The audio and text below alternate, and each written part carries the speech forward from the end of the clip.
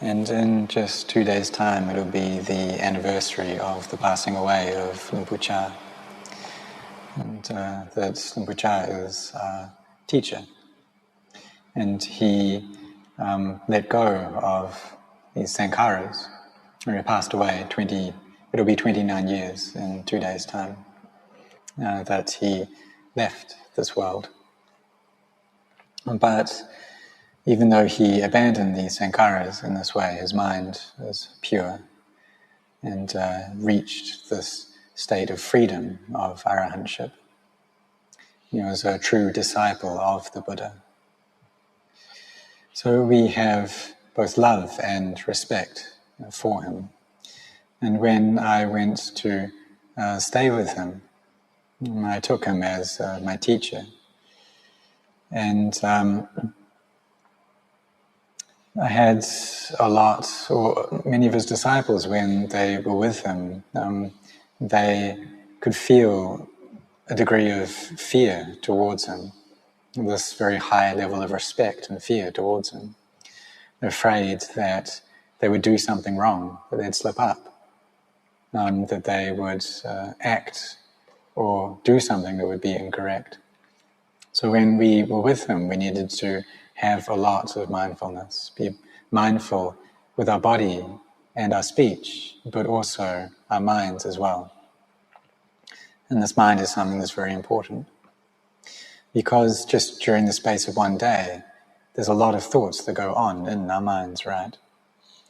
And when we're close to Luang Chah, we'd have to be careful that our mind wouldn't go thinking about things in front of us or behind us. They wouldn't go off into love or to hate. Because it was like he had this giant TV screen that he could see all of our thoughts on. It would come up as images and sounds, and we couldn't hide anything from him. So I always had to have mindfulness in our meditation objects. And when I was attending on him, I always tried to keep my mind with its kammatthana, with its object, and practicing to try to keep the mind still, to keep it in a peaceful place. Because if I allowed my mindfulness to slip for just one moment, it could be like lightning would come down and hit me. And sometimes this wouldn't come in the form of speech. Sometimes all it would take was for him to flash a look at us, and it's like the kilesas just ran away.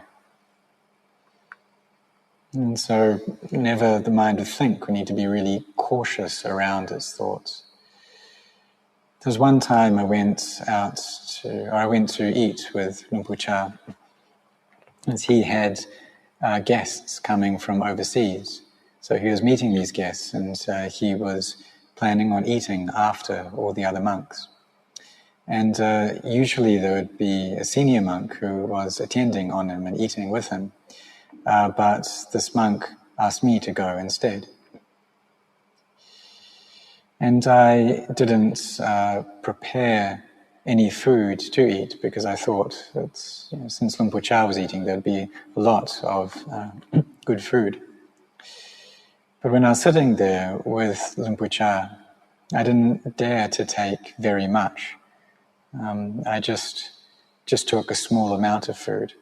And I could see that this monk, who was initially planned to go, was actually very intelligent, because he knew that if we ate with Luang Chah, we'd have to be really cautious around our actions, around our speech as well. But he didn't speak at all.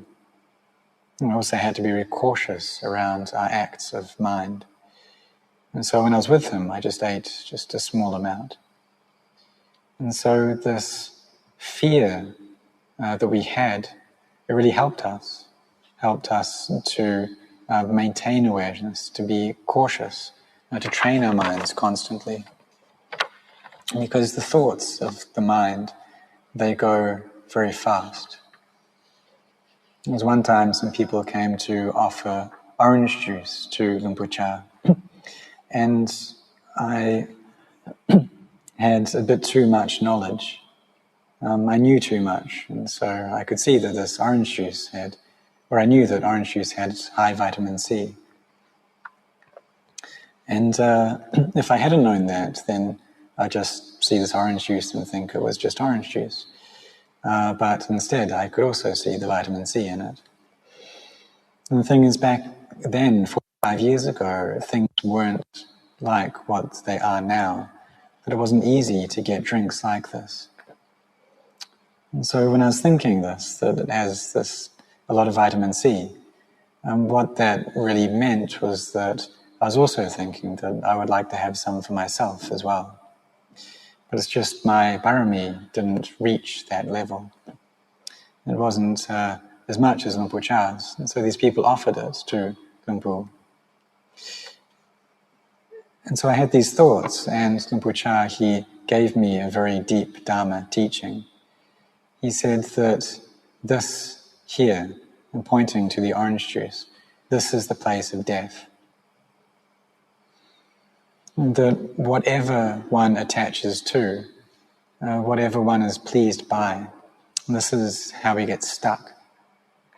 And it's this going off into the extreme of desire for sensuality, of finding pleasure in senses, in forms, in sounds and smells, in tactile sensations. That the things that we experience, that we find pleasurable, that we desire, that all of these are the place of death. When I heard Luang Por Chah gave that teaching, my kilesas fled, and I never forgot that teaching. It stays with me right to this day. That wherever we have pleasure, whatever we are attached to, that becomes the place of death for us. And so this is a truth that Luang Por Chah gave us. And that initially we may have our attachments, and we may find pleasure in things, but we're able to keep that within the boundaries of sila. And this is one level of goodness. But if we're going to develop it to the next level, it's the level of samadhi, needing to train our minds so they become well established.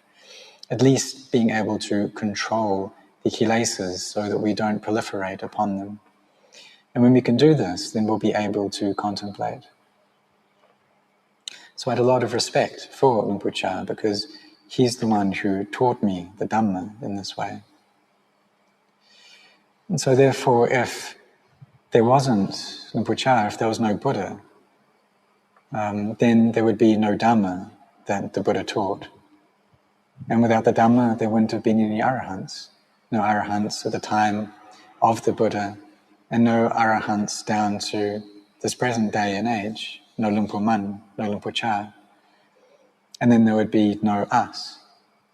And so if we're going to summarize that without Luang Por Chah, then we wouldn't be here. So many people were fortunate enough to meet his physical body.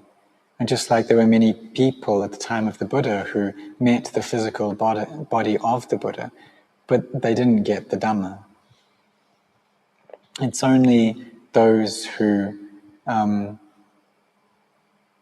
then there are also those who have met the physical bodies of the Sangha, but they weren't intelligent enough to get the Dhamma from them. And also those who did have the intelligence to be able to understand their teachings, to follow their teachings. You see that Luang Por Chah, he had to fight a lot. He had a lot of really tough things that he had to go through. He experienced a lot of jealousy, for example. But he carried on practicing, and he was able to get the Dhamma, to reach the Dhamma. He could meet with the Dhamma. And so we have to do this as well, try to train our minds to ever higher levels. You see that all things in this world are just temporary, that nothing here can stay with us forever. All they do is, or the longest they can last for, is just the span of one lifetime. But in the end, everything has to change in accordance with causes and conditions, because everything is anicca, dukkha, anatta. It's inconstant, it's stressful, it's not self. So when we look, why is it that the kilesas of the beings in this world, they're not done with. And previously Luang Chah gave a teaching that I've now had the time to reflect upon and to contemplate a lot. He said that the Buddha didn't destroy all the defilements. And when he said that, it went against what I had believed, because I thought that, or understood, that the Buddha did destroy all the defilements. But Luang Chah, he said that he didn't, in fact, destroy all the defilements. And he was speaking in terms of wisdom. Because if the Buddha had destroyed all the defilements, then we wouldn't have any defilements either. The Buddha was able to get rid of his defilements through the knowledge that he had gained. He was able to be done with all of these kilesas within his heart. So the Buddha is just the one who shows the way, who can instruct other beings. But he's not able to extract the defilements out of the heart of other beings. So we need to raise up our own enthusiasm, our own energy, to follow this way of practice for ourselves. Because if we stay deluded, then we're just going to give rise to attachment constantly.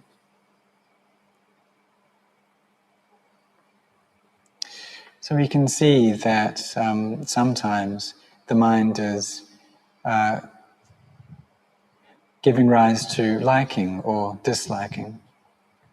And there are many things which bind and cover over the heart, which tie the heart up.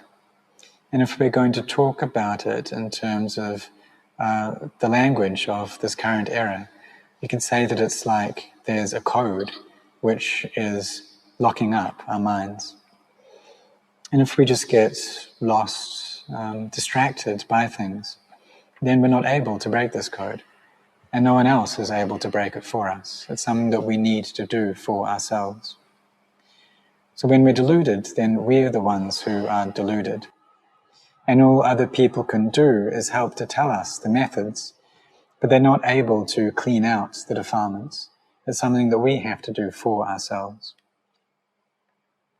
So each time that we get involved in liking or disliking, we can see that these things are deeply embedded within our minds. So we're the ones that need to come to train our minds. Train them so that they give rise to brightness, so that light can enter into them, so that we can gain true knowledge and true understanding. And we do this through walking the path of Dhamma, Sila, Bhavana, of generosity, of virtue, of meditation, or of Sila, Samadhi, Panya, of this virtue, collectedness of mind and wisdom. And these are the things that are able to help purity arise within our hearts. And if we don't do it, if we don't train ourselves in this, then we're just not able to meet with that purity. We can't reach our original mind. If we are going to get there, we need to practice. We need to build up our bharami. We need to put our efforts into this. We're very fortunate that we're in time to meet with the teachings of the Buddha, that these are still around. And these teachings are of great value. They're very, very valuable things. But if we've met with them, if we've had this good opportunity, but we don't follow them, then we'll die having wasted our lives. And so we do as much as we can. If we have a lot, then we give a lot. If we have a little, then we give a little. But we don't waste this opportunity. And whatever we do isn't wasted either. It all gathers together within our hearts. So we see that this mind is something that is of great importance. And we are fortunate to be disciples of Luang Chah, whether we're direct disciples or second or third generation disciples. And so just like we chant the praises of the Sangha before, the praises saying that the Sangha are those who have practiced well, who have practiced directly, who have practiced insightfully, who practice with integrity. And these are the disciples of the Buddha. So when we chant in this way, then we bring up faith in the Sangha. And we have one degree of faith, and we practice following whatever level of sattha that we have. And we follow these teachings to contemplate into the body and then experience peace of mind, the peace of mind that results. This is how Luang Por Chah taught. And we do it. We really train ourselves in this way because we believe that when we practice these teachings, then we'll have to attain to the Dhamma for sure. We'll have to see into the Dhamma. And we have that faith. And from this faith flows energy. And we really focus on this practice. So just like when I was staying with Luang Por Chah, and he would tell us about staying in the cremation grounds, and I thought that I had to go and practice in this way as well. But I had a great amount of fear of ghosts, of spirits, of these charnel grounds. And when I went into them, I was really terrified that there would be spirits following me. But Luang Por Chah taught about this, about staying in these places, so I felt like I had to train, I had to follow his teachings. And I did this in devotion and as an offering to the Buddha, the Dhamma, the Sangha, as an offering to my teacher. And I thought, well, if I die, then I die. And it wasn't easy. It wasn't easy at all. And I had to pass through this fear of death. I went into the charnel ground. I was staying there with Ajahn Somchai. But we weren't staying close to each other. We were separated by 1 kilometer. You see, in this monastery, if we walk from the lower hall, the eating hall, up to the Ubosita here, it's 800 meters. But when we were staying in the cremation ground, we were separated by more than 1 kilometer. And there's no chance that we'd be able to help each other if something happened. And even if we were just staying 300 meters away from each other, still there'd be no chance in helping one another because the forest was so dense. There's no way we'd be able to see each other or give any assistance. And if we didn't meet each other the next morning, then perhaps one of us had died. So we thought, well, if we die, then we just die. Luang Por Chah, he trained himself in this way as well, and that he taught us that the Dhamma exists on the shores of death. And if we want the Dhamma, then we really have to practice. We have to pass over the graves of ghosts, have to pass through the jaws of tigers. And it's not easy. And there's both terror and bravery arising at the same time. So when I was staying in this charnel ground, during the day I would stay in the nearby monastery. I joined in the evening chanting.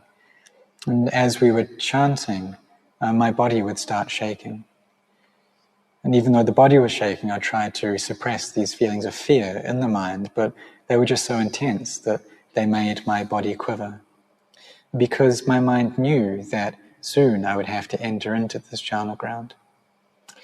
But as I was chanting, I tried to muster up my energy, muster up my motivation to practice. And there were times when there was so much fear that I thought I may lose my mind. But I still carried on practicing. And as I meditated, then brightness arose, wisdom arose, and the mind became empty. So it's really important that we keep our meditation objects with us, that we're constantly reciting these meditation words for the sake of peace of mind, so we can control these hearts of ours. And it gives rise to great benefits for us. Because it's normal that If our minds aren't with the meditation objects, then they'll just follow all of their thoughts. Then a mood comes along and then the mind proliferates upon that. So if we're scared, then the mind starts thinking fearful thoughts. And we could see that this is avijja, giving rise to sankhara. And ignorance gives rise to these conditioned phenomena. And so there's a great amount of these thoughts, of this narrative, but we just don't see it. Or we see that the mind is thinking, following its fear. And so there are these thoughts of fear, and maybe there are some thoughts of bravery, thoughts of love, thoughts of hate, thoughts of jealousy. Yet any thoughts are able to come up in the mind. And I had to pass through jealousy as well. That really it's just natural for us to have this in our mind. That since we were born, we were compared to others. And when we were children at school, then there'd be some competition, some comparison, saying that we'll be equal to others, or better, or worse. And so this gives rise to jealousy. And when there's jealousy in the heart, then there's also suffering in the heart.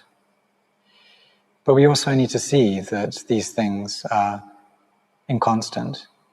We need to depend upon this truth of arising, staying for a bit, and ceasing.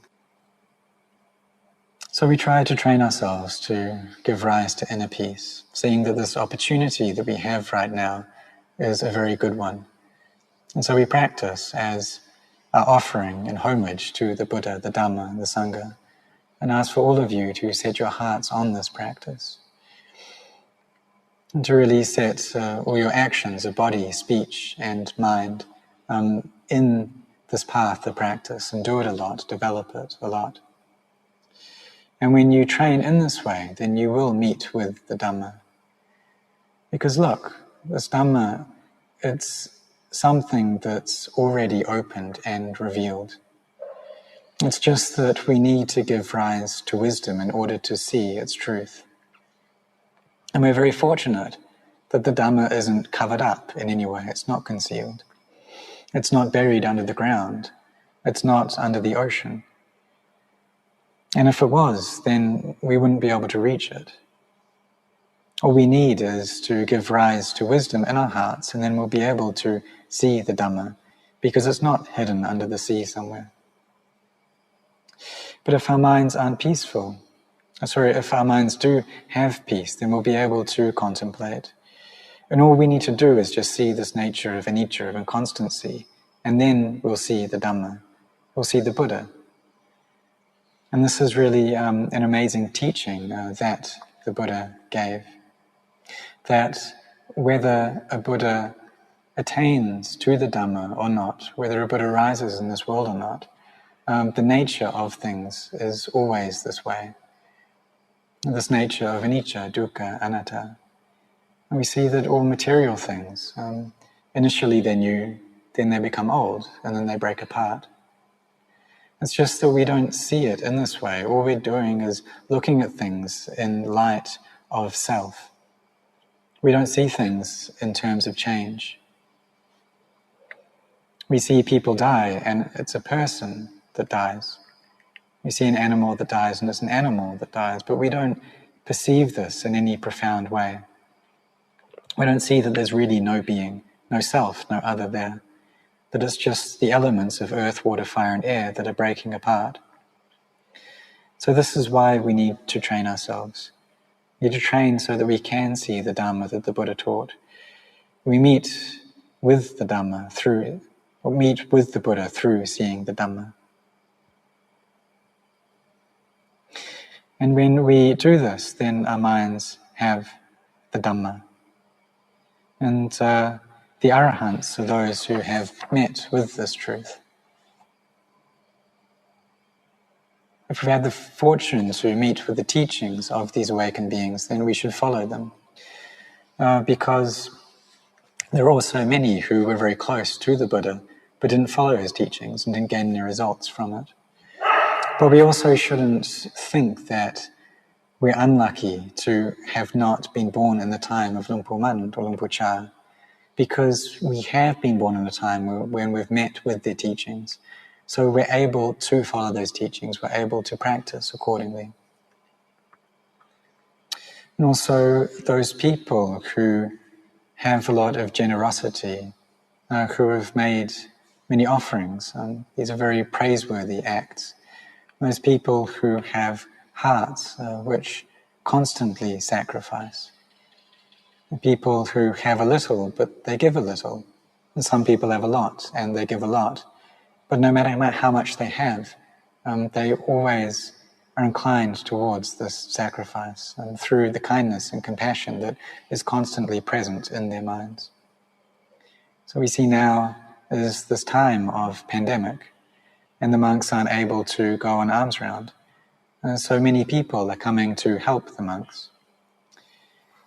And through this, the monks aren't lacking in any way, because so many people are helping out. They're all giving what they can give. So as monks, we have this great opportunity that arrives through the faith of the lay people, through the support that we've been given, and also through the parami of the Buddha, the Dhamma, the Sangha, the compassion, the kindness of the laity. And so having received all of this, we should train ourselves, develop ourselves, both for the sake and the benefit of those who give us these offerings, and also for our benefit as well. We should put in our efforts, not be lazy. Do a lot of chanting, go to the morning and evening chanting, help out with all the chores and the activities, to not be lazy, but to try to give rise to merit constantly. Kamatana monks, which is what forest monks are known as in Thailand, they need to have the kamatana with them. And just like study monks need to be studying, they need to be constantly revising the things that they've learned. Just like Ajahn Somchai, he had passed the third level of the Pali examinations. And you need a lot of sincerity, you really need to focus in order to do that. And it's the same with practicing and training, developing samadhi. You really need to be sincere in order to gain samadhi. So we're very lucky to be disciples, whether first generation or second or third of Luang Por Man, Luang Por Chah.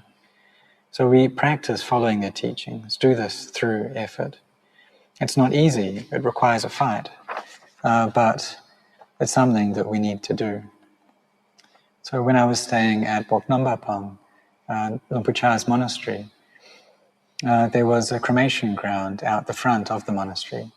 Nowadays it's not there anymore because things have developed a lot, but before it was. So occasionally I would go out into this cremation ground, and it felt really lonely there. It felt really secluded. And initially I did walking meditation for 5 minutes or 10 minutes, and it felt like an enormously long period of time. But as my heart became stronger, I was able to do it for longer. And eventually there were some times that I'd go there at 2 a.m. and do walking meditation. And one day that I did this, it was after a cremation, and a dog had come and was busy chewing on the arm of the person who had died. But when I saw this, there wasn't any fear. My mind was just really peaceful. So at that time I was just there by myself. But when I went initially, I brought a friend along with me. But after a while I was able to go in by myself. Before I went into this cremation ground, I would pay respects to my teacher for quite a while, because I had this great certainty, confidence in Luang Por Chah, that he would be looking after me, that there wouldn't be any ghosts, any spirits that would come to harm me. And even though I was very afraid of death when I went in there, I still trained myself.